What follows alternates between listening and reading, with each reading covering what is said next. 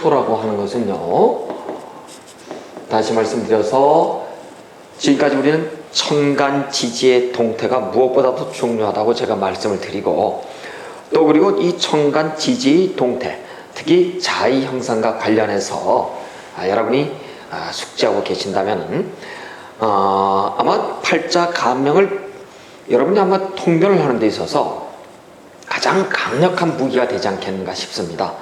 이 말씀은 곧 아마 우리가 팔자감명을 하면서 어떤 사람은 책을 많이 읽었네, 또 공부를 많이 했네 라고는 얘기는 하지만 실제 통변의 현장에 가면 풀리지 않는 경우가 많습니다. 그 이유가 어찌 보면 가장 간단한 천간과 지지 동태를 잘 모르기 때문에 이런 현상이 나올 수도 있어요. 그래서 우리는 그 중에서도 우리는 지지 동태를 살피는 과정에서도 오늘 특히 미토입니다만은 이렇게 지지 동태 하나하나에 대해서 여러분이 신경을 많이 쓰셔야 된다. 다시 한번 중요하다는 점을 다시 한번 말씀드리고요. 오늘 한번 미토에 관해서 한번 우리가 소상히 한번 좀 알아보도록 하시자고요. 자, 이 미토라고 하는 것은 당연히 음양의 진술 충묘 중에서 음토가 될 거예요. 네, 그렇습니다. 물론 이 음토라고 하는 것은 지지 동태이기 때문에 아마 천간의 기토와 비교해서는 아마 질적인 어떤 측면, 현실적이고 실제적이고 물질적인 측면에서의 미토를 의미한다, 그렇게 볼 수가 있어요.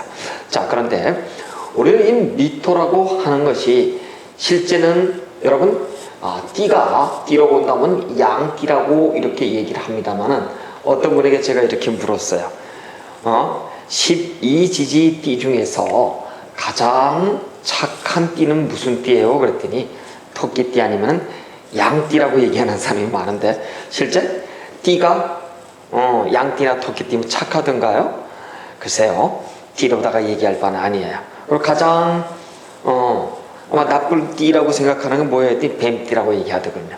사실 또 뱀띠가 나쁜 건가요? 그렇진 않죠.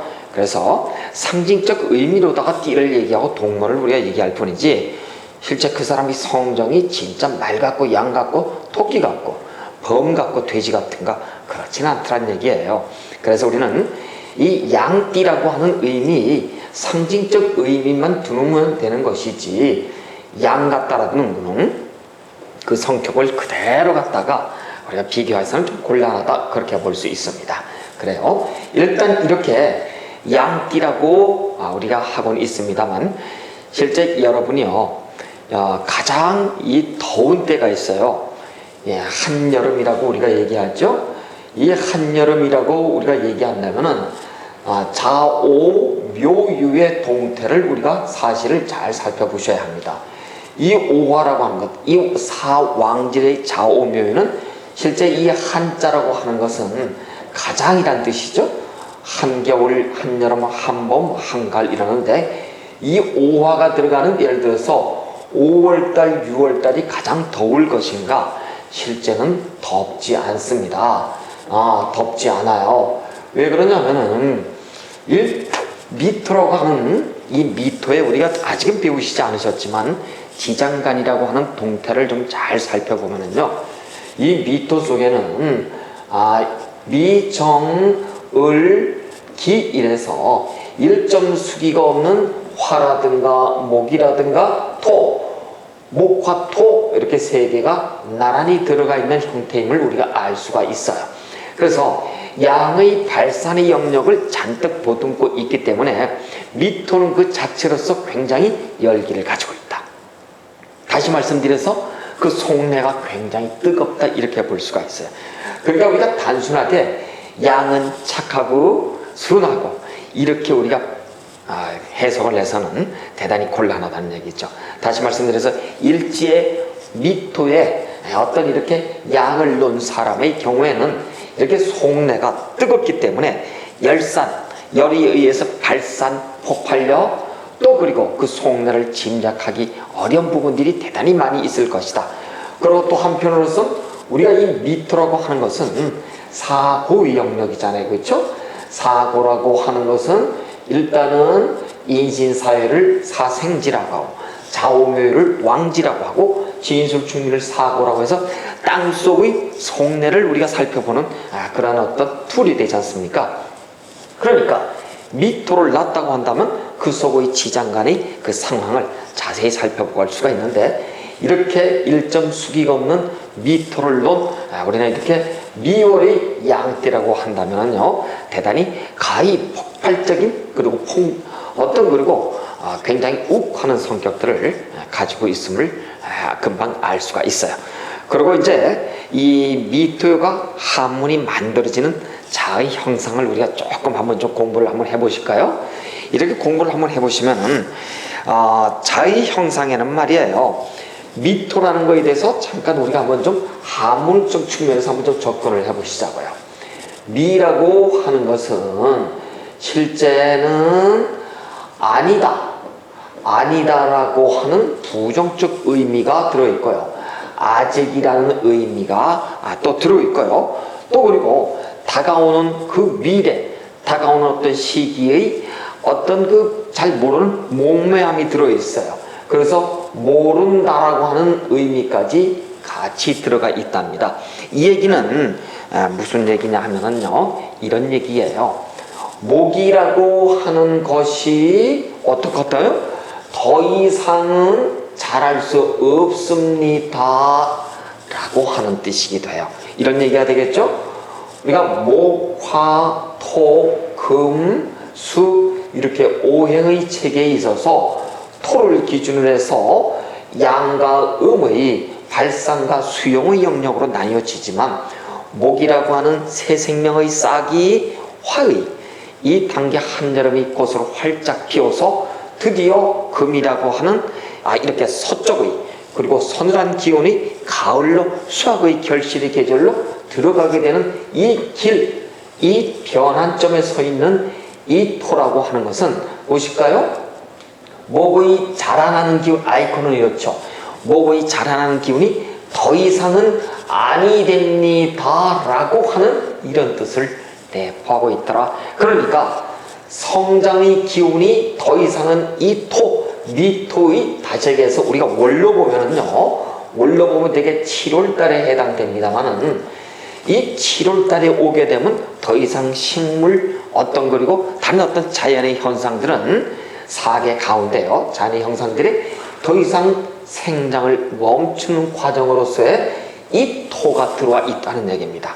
그래서 이 목이 더 이상 자랄 수 없는 이러한 관계를 우리가 미토라고 설정을 해볼 수가 있고요. 또 하나는 여러분이 미래에 대한 또 논의를 많이 하지요. 이렇게 미래라고, 이렇게 온다고 하는 올래자가 어떻게 올 것인가? 미자라고 하는 거 있죠. 다가오는 미래가 어떻게 올까요? 몰라. 아직도 누구도 어떻게 올지는 몰라. 그러니까 우리는 이것을 가지고 미래라고 얘기하더라. 그렇습니다. 그래서 미토에는 말이죠, 실제 자의 형상으로 보게 되면은 이렇게 잘 모른다 또는 아니다 또는 아직이다 라고 하는 이 아직이라는 의미도 그렇죠. 목화가 성장해서 금수의 영역으로 완전한 결실, 즉 성숙하고 익은 나다리 단계로 가기 위해서는 이거에 대한 그 중간 지점이잖아요. 그러니까 우리는 이것을 아직의 단계로 표현할 수도 있다, 이렇게 볼 수가 있습니다. 그렇습니다. 그래서 일단 목이 더 이상 하늘을 향해서는 안 된다.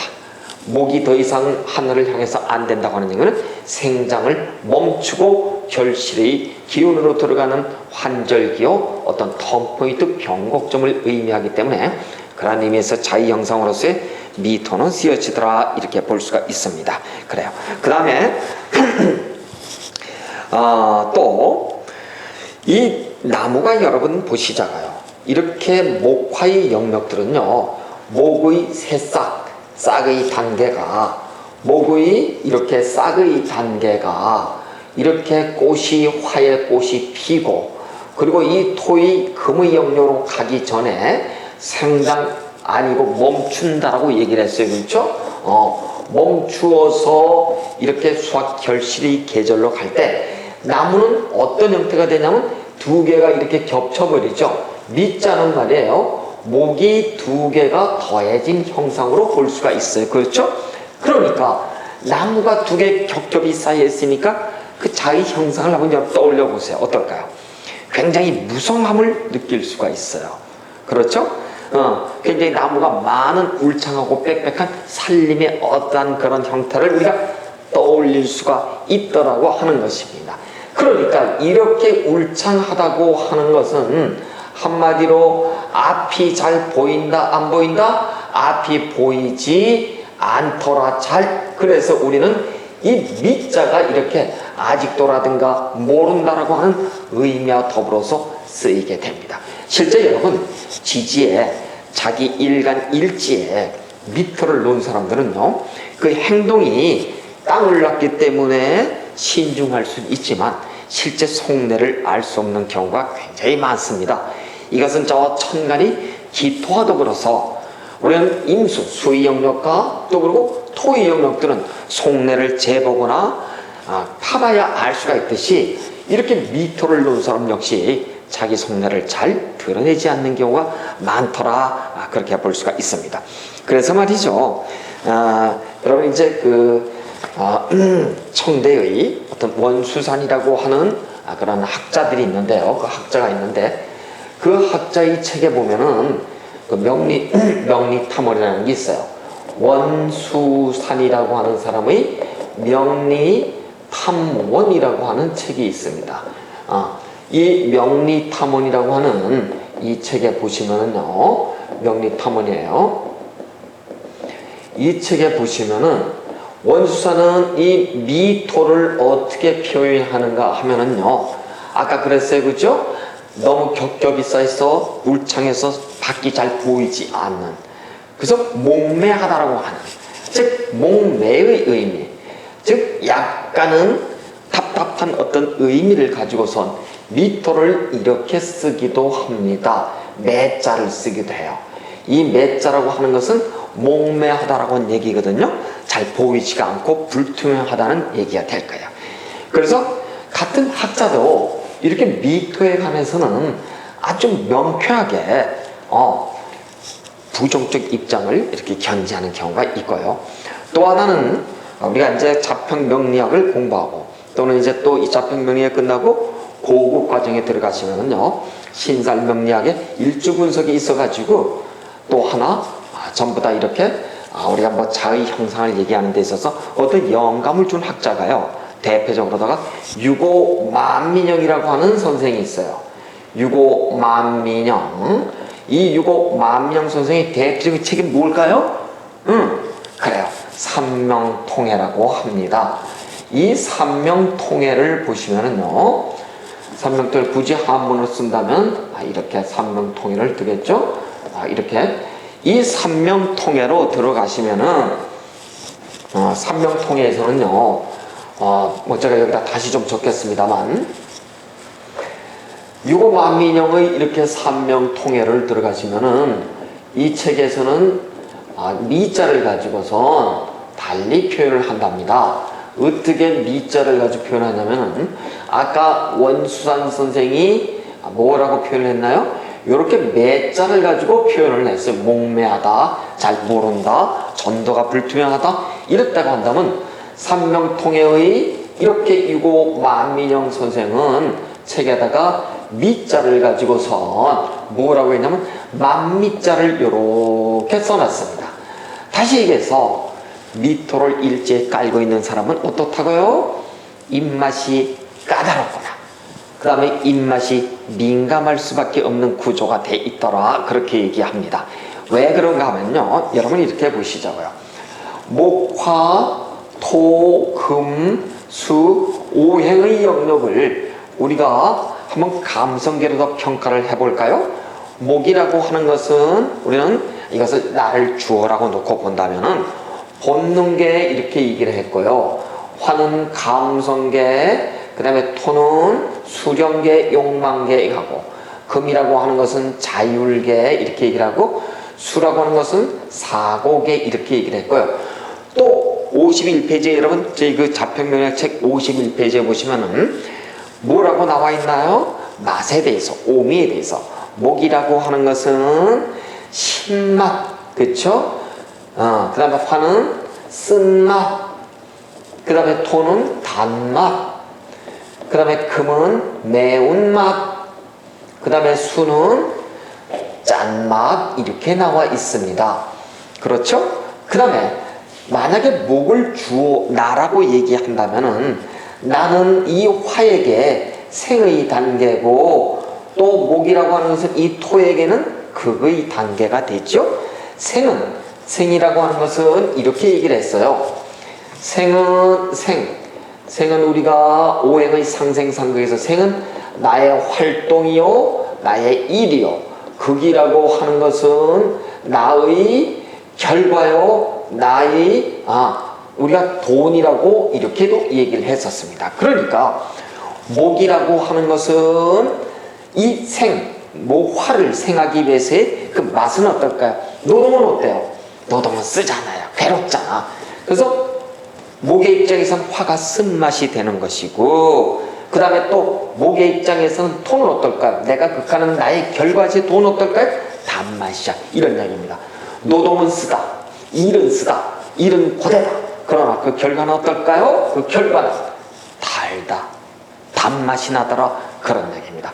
그래서 우리는 이 토에 대한 의미를 만민중 선생은 여기에 역점을 두고선 이렇게 만미자를 썼는지 모르겠습니다만, 근본적으로 온산 선생은 미토가 나무가 더해지고 나무가 더해진 이렇게 울창하다고 하는 의미, 전도가 불투명해서 안일밀자에 우리는 목매하다고 하는 이렇게 매자를 갖다 썼는지는 모르겠습니다만, 어쨌든 중요한 것은 미토라고 하는 자기 형상은 어떻다고요? 기본적으로 앞이 불투명하고 아니다, 모르다, 미래가 잘 보이지가 않는 것을 의미하더라. 우리는 그렇게 알 수가 있습니다. 그래서 실제 말이에요, 여러분이 보시면은 이 맛에 대한 얘기가 나왔습니다만, 예를 들어서 이렇게 신미라고 하는 일주가 있다라고 보시자고요. 이 신미 일주들은요, 이렇게 보시면은 이렇게 편인을 놨습니다만 일지에요, 이렇게 보시게 되면 미토가 지금 우리가 이것을 자의 형상으로 굳이 얘기한다면은 이 신금은 음의 금이지요, 그렇죠? 미토는 음의 토고, 요 자의 형상, 즉 생긴 모습이 어떻게 생겼나요?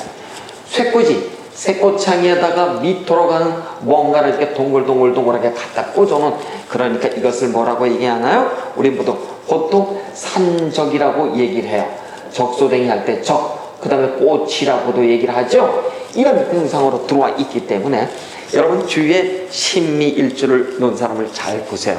아직 맛에 대해서 좀 까탈스럽거나, 아니면 맛에 대해서 대단히 예민한 사람들이 많거나, 아니면 맛에 대해서 일가견이 있는 사람들이 있답니다. 그래서 여러분, 이 미토를 놓은 사람들은요, 대체적으로 몸이요 이렇게 생겼어요. 대체적으로 이렇게 다이어트이 생겼답니다. 우리가 일간을 봤을 때요, 을목을 이렇게 놓은 사람들이 자풀이잖아요, 이렇게, 그렇죠? 대체적으로 몸이 가녀린 경우가 많이 있습니다. 물론 똥똥한 풀도 있어요. 하지만 이렇듯이 을목이든 신미든 자의 형상이 쇠의 자의 형상에 꼬치를 낳기 때문에 대체적으로 일지에 미토를 놓는다고 한다면은 몸매가 대체적으로 날씬하겠구나, 왜소하겠구나, 그렇게 알 수가 있습니다. 그랬더니 어떤 사람이 이렇게 얘기를 합니다.